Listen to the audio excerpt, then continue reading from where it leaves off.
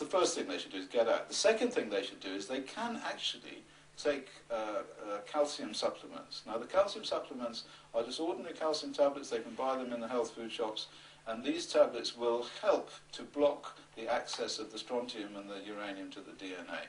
This is such a simple thing that they can do. I thought it was iodine.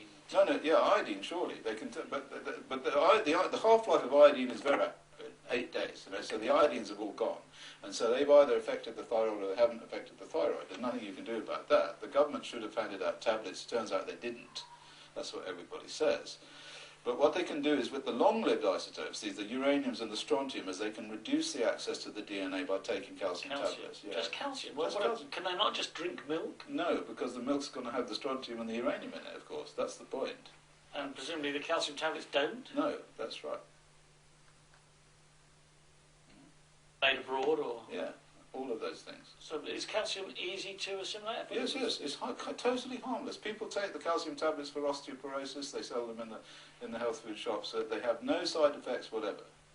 And you don't want to take too many. Just take one calcium tablet a day. What happens if you take too many then? You get... No, nothing happens. Some other... No, really, you can't overdose on calcium. It's not possible. Okay, let's say that somebody's watching this program who's on a business trip to Japan. Yes. You would say to them that they should go to the chemist, buy some calcium tablets? No, I should say to them that they shouldn't go on the business trip to Japan. That's what I'd first of all say. And secondly, if they do go there, they should try to eat food which is sourced from somewhere else, that they know where it comes from. Well, that's going to be pretty hard to do, isn't it? Well, that's what I tried to do, I have to say, when I was there. You know, and also what I did, I can tell you, I took this very seriously. A lot of people that I know who visited Chernobyl after Chernobyl are now dead. A lot of people who went out to Iraq with cameras to look at the battlefields and to talk about uranium effects and all the rest of it are now dead. This is not a joke. This is very serious business. I burnt my clothes, so I went out there. I took one set of clothes and I took another set of clothes in a plastic bag. And when I came back, I burnt my clothes and put the other set of clothes on, because these nanoparticles, they get everywhere. And then you've got nanoparticles on you and your children. You know, and you go like that. Did you wear a mask? No, I didn't wear a mask, but a mask is hopeless for these things. Even those things that the Japanese wear go right through those things. So you take your life in your hands, and I did take my life in my hands, but I didn't go that close. But you got a Geiger counter? Oh yeah, sure. So have you tested yourself subsequently? You can't measure these nanoparticles because the amount of radioactivity involved in the particles is too small. All you can do is measure. If there's a hell of a lot of them there, you'll get a signal. But just the sort of little stuff floating about in the air, it's invisible death. Keep away from it. So what you're saying is that you've got to take calcium if you have to go somewhere. If you have to. Or if something happens, say here. Yeah, then I would take calcium, sure. Calcium. So you would recommend people buy calcium and store it, because it's presumably it lasts indefinitely. It lasts forever, sure. Of course it does. Yeah, and it's cheap as dirt. You know. So you could go to. You could go to well, no, you don't do it. You go to the health food shops. You go to these people like Holland and Barrett, and they'll give you a huge bottle of calcium tablets. Calcium and magnesium they are, because the magnesium helps the assimilation of the calcium. So you get calcium and magnesium tablets, but sometimes they come with vitamin D, so you don't want the ones with vitamin D, especially for children. Children shouldn't have vitamin D, so you get the ones without Isn't that the one you made from sunlight anyway? Vitamin D, yeah, sure, but if you have too much vitamin D that you take, it can affect your bones if you're growing. That's the problem. Okay.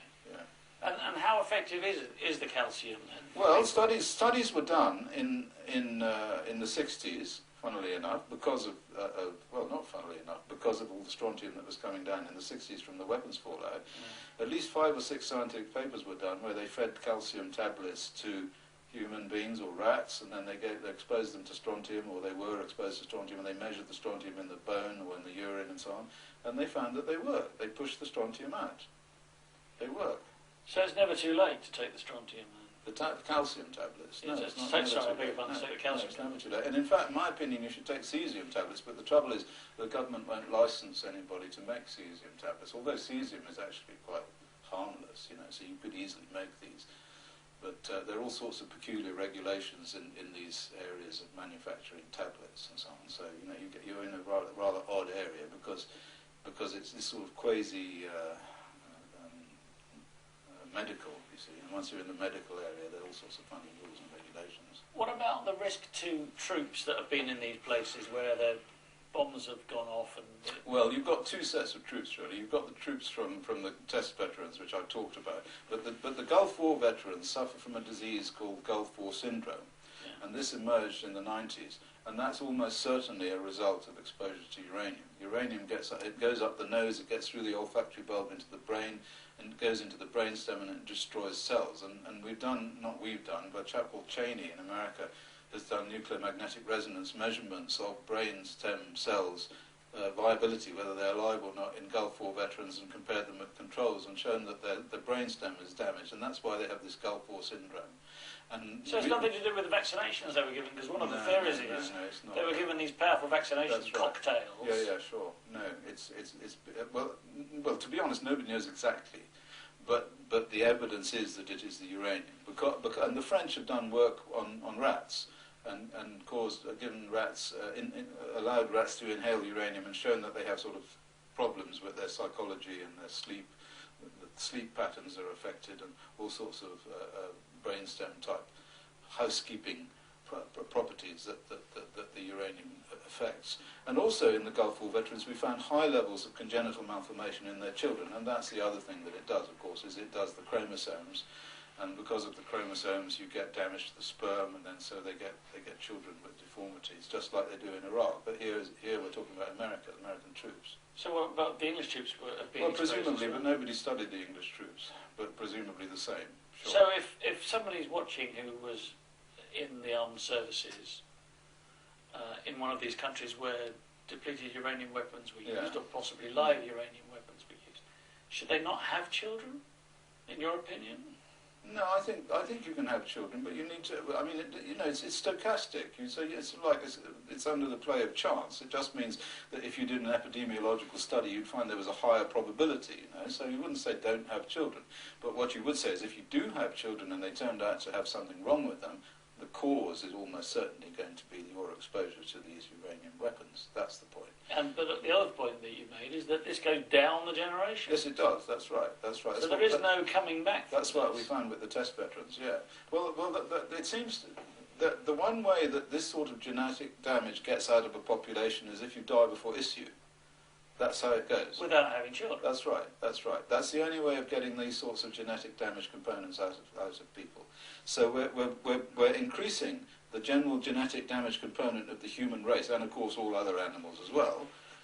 And the only way that it's going to go down is if people aren't going to have babies. But I have to tell you, it's getting difficult to have babies nowadays. Okay, all this IVF stuff. I mean, when I was young, it wasn't so difficult to have babies. Just shook some girl's hand and she was pregnant. Nowadays, you have to go along to hospitals and get IVF treatment, goodness knows what. Because the sperm rate is being attacked. Well, and the eggs too, it's all damage. My colleague Hargan Sherb has measured the sex ratio of huge populations in Europe and America, all over the place, and what he's found is that after every one of these injections of radioactivity into the biosphere, there's been a shift in the number of boys born to the number of girls. Chris, on that note, we're going to have to end, and thank you very much for watching, and to those who texted. I'm sorry I couldn't read out any text. We've had some problems tonight, technical problems, and we're still having them, actually. But we are going to have another hour now on the Edge Extra on edgemediatv.com for those who subscribe. And I look forward to welcoming you back maybe next week. And until then, may the God you seek be you. Good night.